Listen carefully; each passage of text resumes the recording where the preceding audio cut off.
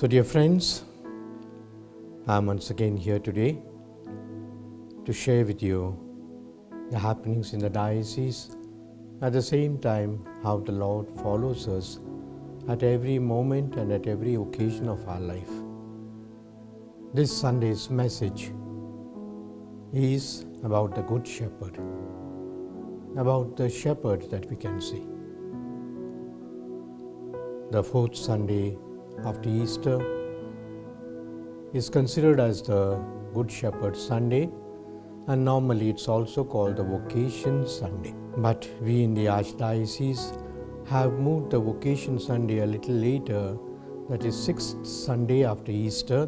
We will be celebrating or calling for vocations on 14th of May, the 6th Sunday of the year after Easter.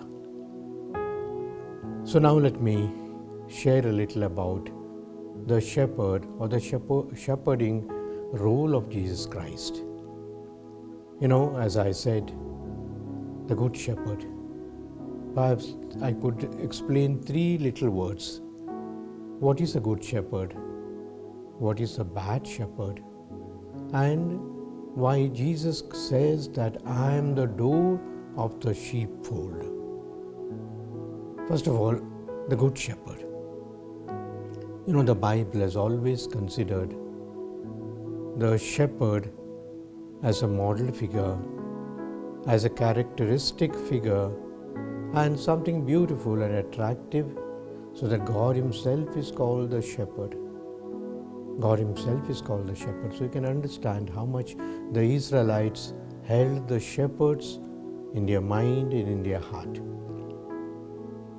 There are so many instances of prophets and kings who were shepherds. Moses himself was a shepherd.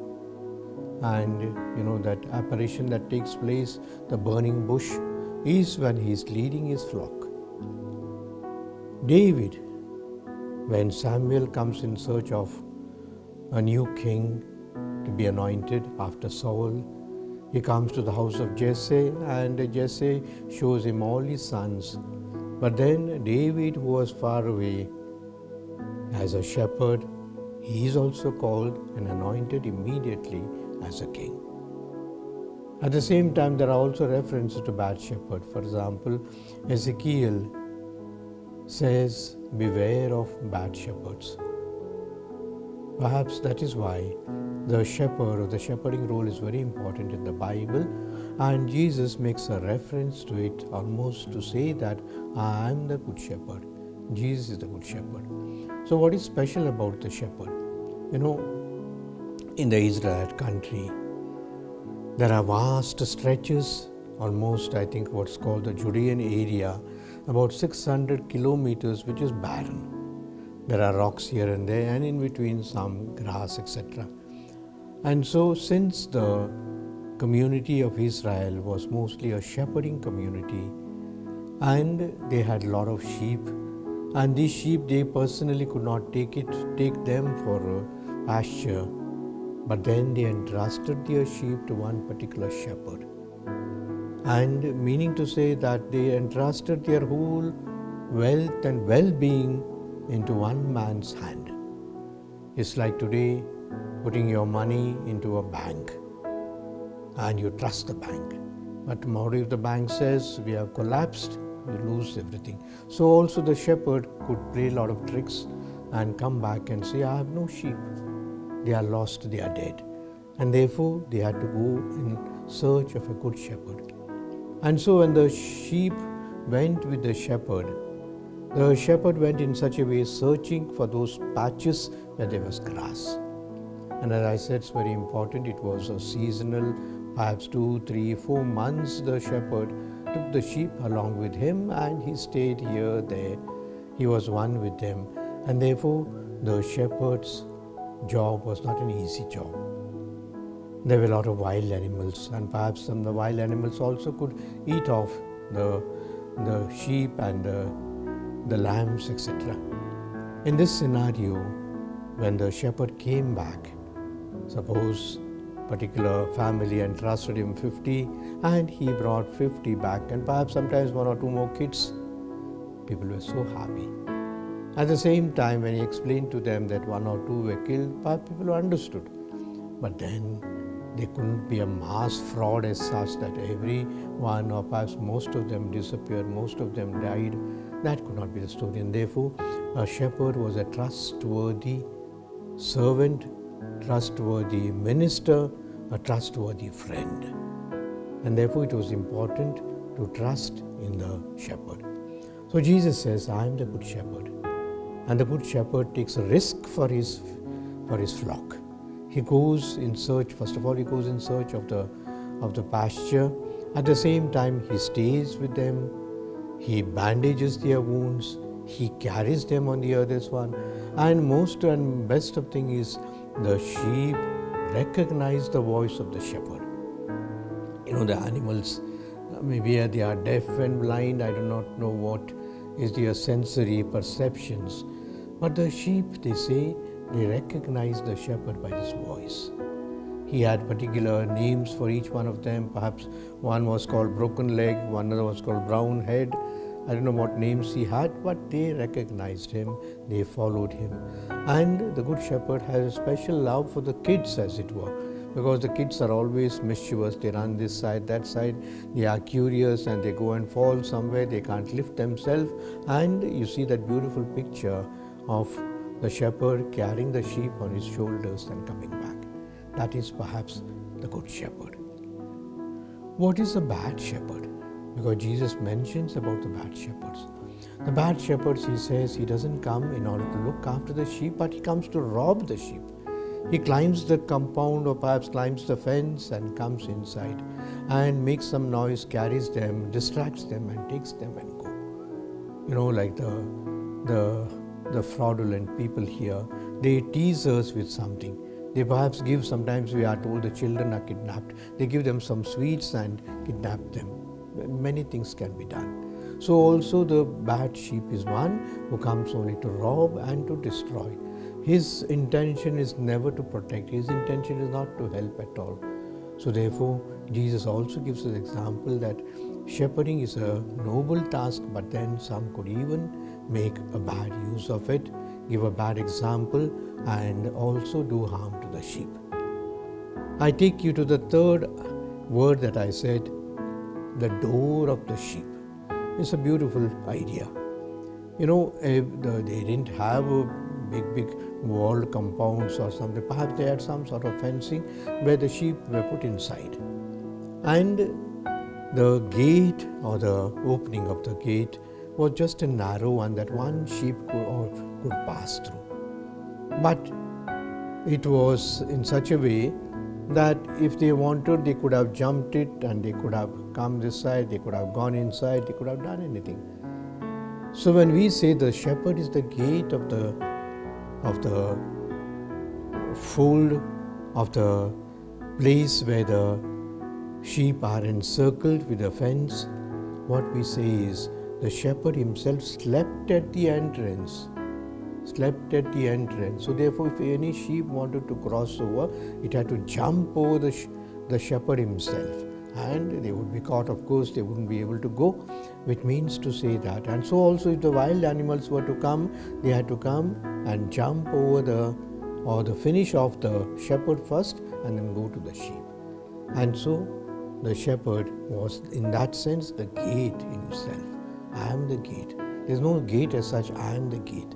And therefore I allow or don't allow according to what is perhaps the best thing to do at that particular time. And Jesus says, I am the door of the sheep. I am the door because I let in the sheep to come in.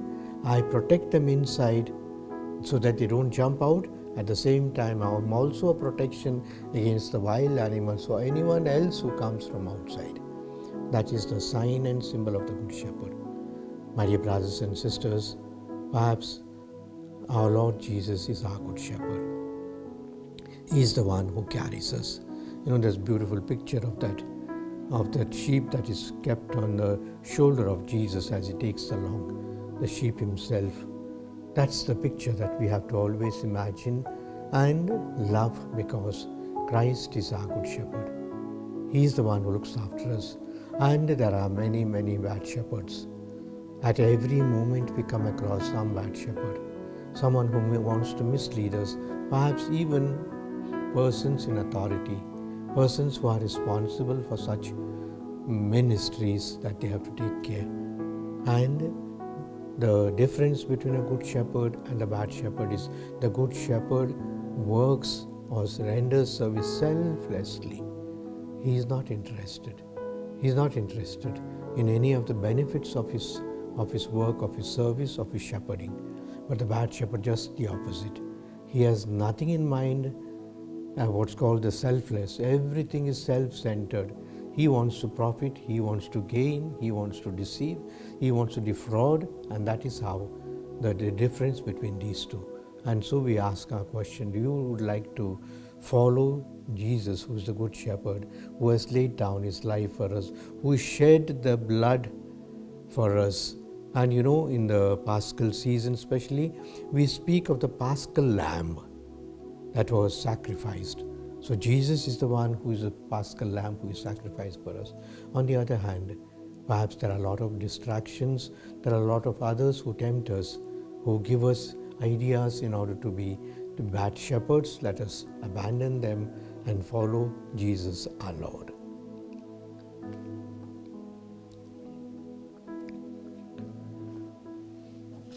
There's a point here which says, pray for priests, bishops, and the Holy Father to be good shepherds. After the mold of Jesus himself, the Holy Father, the bishops, the priests are also called shepherds. I would say anyone who is in authority, anyone perhaps who has been chosen by God, anyone who offers himself to selflessly render service is a shepherd. First of all, the Holy Father, Pope Francis, he is called a pastor, the supreme pastor. The shepherd and pastor, the words are interchangeable, exchangeable. And therefore, the Holy Father is called the Good Shepherd, or rather the Supreme Shepherd, Supreme Pastor. And very often we see him almost wearing the cape of the shepherding, the wool of the shepherd, the sheep. And in that sense, he is the model shepherd of the world. After him, the bishops and the priests are also called shepherds. Perhaps we are not worthy, but still that title is given to us as a shepherd. The symbol of the shepherd, which the Holy Father uses, the bishops also use, is that staff. That staff. And the staff is bent a little. But that is the symbol of the shepherd, because the shepherd carries this kind of a stick, which is now it's little more ornamented, but then it has that curve. And what does the shepherd do with this curved stick, as it were?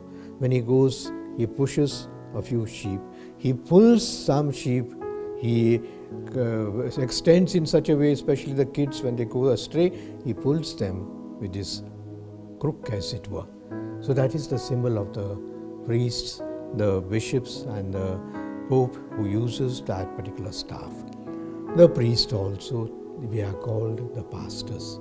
We are called the good pastors, and therefore you need to pray very specially for the Holy Father, Pope Francis, the bishops, and I commend myself to your prayers very specially, and also our priests to be good shepherds. I would say it can even extend to anyone who is in charge of the people is a shepherd. The sisters, the women, the ones who are in authority, they are also shepherds or shepherdesses, in that sense that they are rendering a service to the others without minding of their own self and personal matters. That is the sign and symbol of the shepherd. So therefore, let us pray very specially for these shepherds in our society, in the church, shepherds and shepherdesses in our society and the church. I made a reference to the Vocation Sunday, which should have been on today, that's the Good Shepherd Sunday. But I have postponed it a little more so that, first of all, that our priests and religious can prepare well for this Vocation Sunday to exhibit to the people, to motivate the people, as to what it means to be a priest and religious. Many a time we are a misunderstood lot. People perhaps don't want to be priests and religious because who wants that life of sacrifice? And maybe I also say that we have not been up to the mark.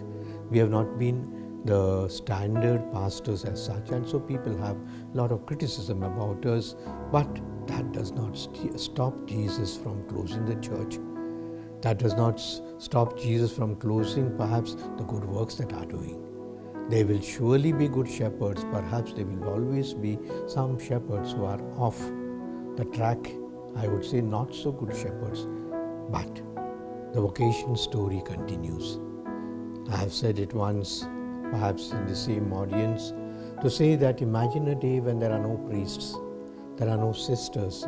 Many of the countries abroad are already facing what's called the serious vocation crisis. There are parishes, 5-6 parishes, which in a zone which have no priest, and therefore one priest is supposed to take care of 5 or 6. I have gone to the Diocese of Cologne, which had once upon a time they had 900 parishes, but now they have come down to 200, 300, not parishes, but priests who are taking care of the entire zone, as it were, which has got 4 or 5 parishes. Surely, perhaps this might come to India also. It would be a sad day. So therefore, we have to pray for priests. We have to pray for vocations. We have to pray that we may have sisters to serve us. And that is why I have kept 14th of May as the day of vocations. Sorry, I said earlier 14th of April, but it's 14th of May that the Vocation Sunday will be celebrated, and surely every parish will organize something to make you understand the difficulty of becoming a priest, the challenges before us, at the same time God's attraction, God's fulfillment in God's will, doing God's will for us. So please wait for that Sunday, 14th of May, to celebrate the Vocation Sunday. In this connection, I would like to announce the whole month of May as the month of prayer for vocations, as the month of animation for vocations, as the month in which we sort of pray for our priests very specially, and our religious also. And this whole month also I am requesting the religious of our Archdiocese. As you know, we are about 200 congregations of priests, about 50 of them, and sisters, about 150 of them. There are also brothers, there are also what we call the secular institutes. So all these, the congregations are also requesting for vocations. And therefore I am sending an appeal to all the religious to give an idea of their own charism, of their own patrimony. Perhaps it's not possible to go to every church, but if they would like to, they can put it on what we call the Archdiocesan media, because many people are seeing the Archdiocesan media now, so they can get an idea of your particular congregation, of your particular charism, and how perhaps you can still be relevant. And I think there are still vocations. There are still people who want to give themselves totally to God. And therefore I call this month of May the month of vocations, to pray for our priests, religious, and also for animation of more and more vocations. I am very happy to announce to you that we will be having ordinations in this week. That's the 4th of May, and I will be ordaining about 7 deacons as priests of the Archdiocese. There will be another 8th one also. He is a religious priest, and so there will be vocations. There will be ordinations of about 8 deacons on 4th of May in the St. Francis Xavier Cathedral around 10 a.m. I welcome all of you. May I just introduce, these are deacons who have prepared themselves so well, and many of them are really good seminarians and good deacons who have we have good reports about them, and they come from good families. First of all, Deacon Magidas. He is from Infant Jesus Parish. From the city, Infant Jesus Parish. and Magidas is one of the deacons. Deacon Amar Chakravarti, he comes from TC Palya, once again from the city. But I am surprised to see that we have 5 vocations or 5 deacons who come from a little of interior, perhaps the borders of our Archdiocese, the missions of our Archdiocese. We are so happy. Deacon Alvin comes from Sananalli. Sananalli is the border almost on the side of the Chikmagalur diocese, because within 3 or 4 kilometers we have Dasapur of Chikmagalur diocese. That's the border of our diocese. And people are very nice. They are mostly agriculturalists. And we have a parish there. We have a school there that we have opened for the poor children there. Then Deacon Lazar Chetan comes from Bettadal Suru, still more interior. You have heard of Bettadal Suru. That's the beautiful shrine that is coming up there, devotion to St. Anthony. Tuesday after Easter is a big feast there, and thousands, perhaps I would say even about 1 lakh people come there and pay homage to St. Anthony. But as a parish, it's very poor, it's very remote, and I think there are just about 15 to 20 families there. Presently, Father Christopher White is looking after this mission, and Deacon Lazar Chetan hails from Bettadal Suru. Deacon Vincent comes from Gogunte, one other interior and past border areas. Gogunte is in the border of Andhra. The next is Andhra Pradesh that comes. You might remember Gogunte, where the statue of Jesus that was on the hill was brought down by the fundamentalists, and it was just sort of lifted with a crane and put it in the truck and taken away. You might remember that happened about 1.5 years ago. And Deacon Vincent comes from Gogunte. Deacon Joseph Suresh comes from, of course, a little in the city, but on the outskirts, the parish of Anangalpura, which at one time was a very interior mission, but now it's coming on the city side, and Deacon Joseph hails from there. Deacon Alvin Kristaraju comes from a place called Kanakapura, perhaps once again the border of our Archdiocese. And Kanakapura, the whole taluka is a mission. We have so many mission stations there. Bettadal Suru comes, Teresapura comes from there, then Harubale comes from in that particular region, and so Kanakapura is a town parish, but heading, or rather encircling, most of our mission parishes there.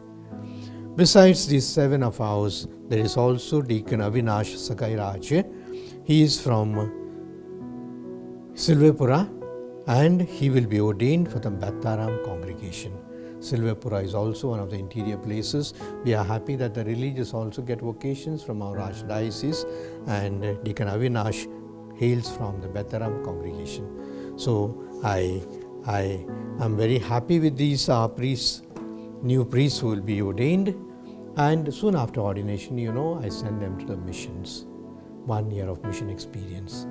They will have almost 1 month time to celebrate, to have masses different places. In the first week of June, all of them will be leaving, some for North India, the diocese of Jabalpur, the diocese of Bareilly, the diocese of Jashpur, the diocese of in Karnataka also. We are sending them to Bidar, the diocese of Gulbarga, and also one to the diocese of Shimoga. So these deacons will get some experience of the missions, because when they come back, I would like them to pay attention also to our missions. We have many missions in our Archdiocese. I don't know whether you've heard of Pavgada. There are just 2 Christians there, but our sisters of St. Anne are there, along with Father Raja Rao, just 2 or 3 families, but then it's such a joy for them to be among the non-Christians. We have also missions like Jogin Palya, the Turvikere, and so many, Teresapura, so many other missions that we have. In fact, except for Bangalore Central and Bangalore Rural, all the other districts are mission districts of our Archdiocese, and we need our priests to put their heart into the missions, and therefore this is one example for the priests to go and learn what the other dioceses are doing for their missions. I wish our priests well, and surely it will be a joy for me to ordain them, and I request you to pray for them and, if possible, attend the ordination ceremony. The elections are coming close, yet not very close, because it's the next week, the 10th of May. And I have been trying to tell the people that this is a sacred duty. To cast vote is a sacred duty, I say that, because we have spoken of the shepherds. We have to also choose good shepherds among us who will rule over us in economy, in finance, in politics, in society. So therefore, we have to choose good candidates.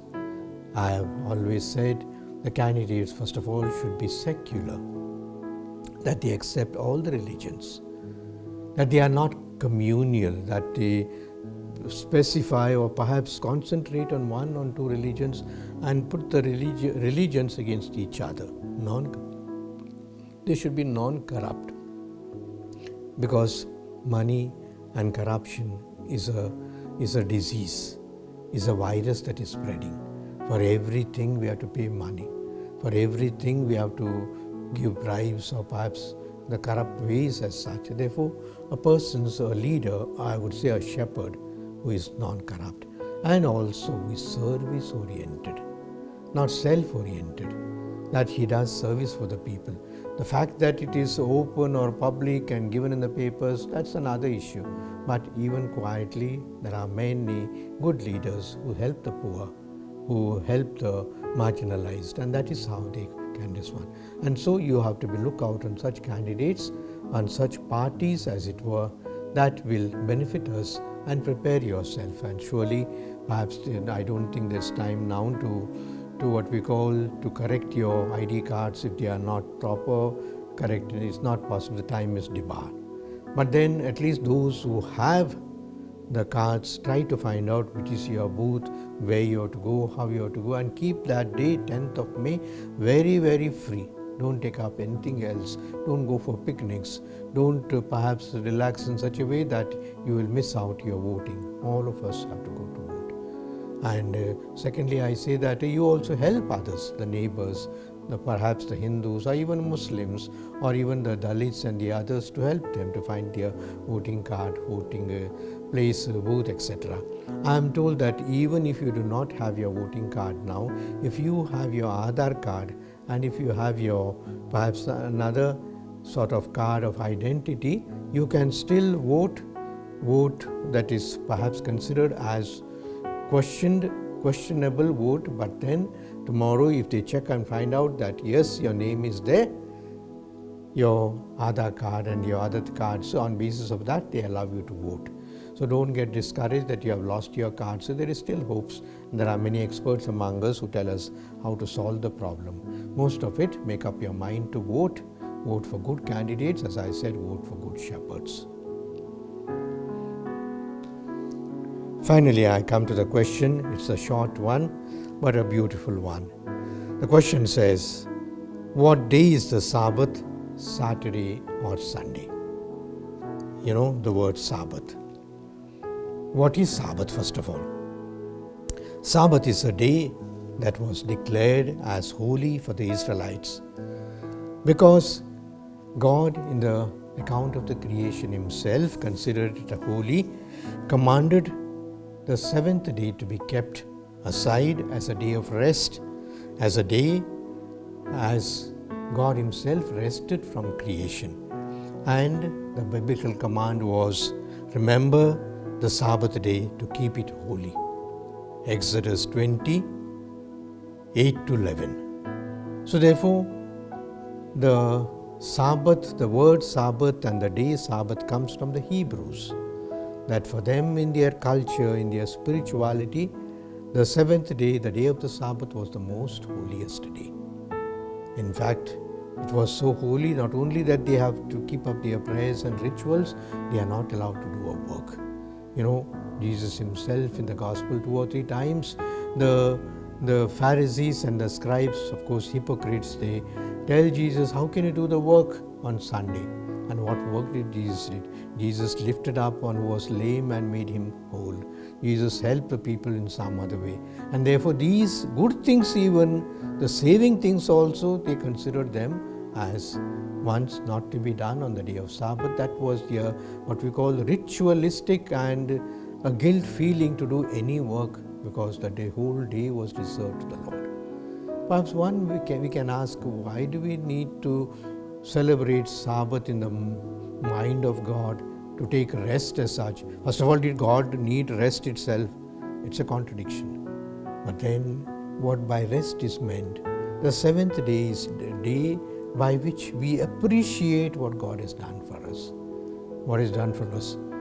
If I am running now, let us say I am running for a marathon of 40-50 kilometers. I am running. I have no time to see this side or that side. If there is a beautiful tiger there, perhaps I missed it out. If there is a blooming flower tree there, I have missed it out. So the rest means I stop. I pause in order to admire what I am seeing. The sun, the moon, the nature, the family. There are so many things that I can admire. So therefore, in that sense is the rest. So when was the Sabbath? For the Israelites, the Sabbath was Saturday. The Sabbath was Saturday. That means the seventh day was the seventh. The Sunday for them became the first day. And the Saturday became the last day. That's the Sabbath day. And so the Sabbath for them began actually on Friday. For the Israelites, the day begins not at sunrise, or rather not at, according to our timetable and our watch, at 12:01 at night. For us, the new day begins. For the Israelites, the new day begins when the sun set. Therefore, the previous day evening till the previous next day evening was one day. So, Friday evening till Saturday evening was the Sabbath day. And as I said, on the Sabbath day, they had to do their rituals and prayers, but no work as such. They could not even go to tie the bullock in the pen or perhaps in the shed there. That was considered as work. So that meant so ruthless in their ideas were they about the Sabbath. For us Christians, when is the Sabbath? The Sabbath for us is on Sunday. Why don't we keep up the Sabbath of the Jews that was Saturday? Because for us the Sabbath perhaps changes a little, because Jesus rose on Sabbath, that's the Sunday. So, as we see the Gospels, that Jesus was crucified on Friday and he was kept in the grave, as it were, immediately after. But on the evening of the next day, that's almost the beginning of the Sunday, Jesus is resurrected, resurrects himself, and we call it the Feast of Easter. And so for us, the Sabbath, or the whole meaning of the Sabbath that was there for the Israelites on Saturday, shifts to Sunday because of the resurrection of Jesus. And for us also, perhaps we can say that, it starts on the previous day evening. Some of course would be strict and say only the day and date wise, but we also say that the Saturday evening could also be considered as sabbatical, or the Sabbath fulfilling rituals, or perhaps Mass that we say. Many of our churches, we have a late evening Mass on Saturday, which is the fulfillment of our obligation for Sunday. But Sunday as such is the Sabbath day for us, according to the perception that Jesus rose from the dead on Sabbath. That's the Sunday for us, and Sunday is the most powerful day for us. In fact, every Sunday is celebration of Easter in the week, and that is why we also keep up the same rituals and the same celebrations of Mass, prayers, good works, etc. And beyond that, we also tell our people that we don't have to work on Sunday. That one day perhaps we allow God to rule over us, allow God to provide us. That was one of the ideas of the Israelites also. If one day we do not work, don't you think that God cannot provide us for one day? Let us see. And God provided them.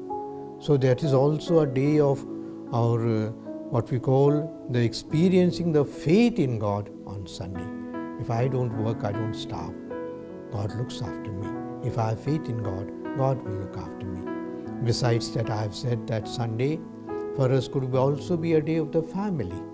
Many of our people go for work, but Sunday we are there. Let us be together, let us pray together, let us eat together, let us enjoy together. A day of our community, perhaps in the neighborhood. There are so many things that are happening which on the weekday I am not able to go and see, but perhaps now is the best time for us on Sunday. So for us Christians, the Sabbath is on Sunday. For Israelites, it was on Saturday. So since we come to this new generation, as it were, the Christ generation, we are the Easter people. We are called the Easter people, and therefore let us celebrate Sunday as our Sabbath. I wish you a very happy week ahead. The Shepherd's Voice, which is being presented by our beloved Archbishop, Most Reverend Dr. Peter Machado, the Archbishop of Bangalore, who takes so much of interest and concern in order to bring the various topics, the contextual aspects, in order to inform, educate, and catechize all of us, the priests, the religious, and faithful of this vast Archdiocese. And I'm sure you are enjoying this program, Shepherd's Voice, and I request each one of you to share with your other colleagues, friends, and family and relatives, near and dear ones, so that everyone in this Archdiocese can be more closer to listen to the Archbishop on this Shepherd's Voice, the weekly feature. My dear friends, as I've always told, that this is a wonderful platform wherein we can connect to the shepherd of this Archdiocese, wherein he brings in the interesting topics in order to increase our devotion and love towards God, and also to know the spiritual matters that concerns our faith. In a very special way, you are most welcome to ask your questions, queries, and you can send them to us at archdblr@gmail.com, and you will also see our mobile number in and through which you can connect with our media center, Ave Studios, and the Archdiocesan Communication Center. Please do write to us your feedback, your opinions. Thank you. Continue to watch and continue to share with others.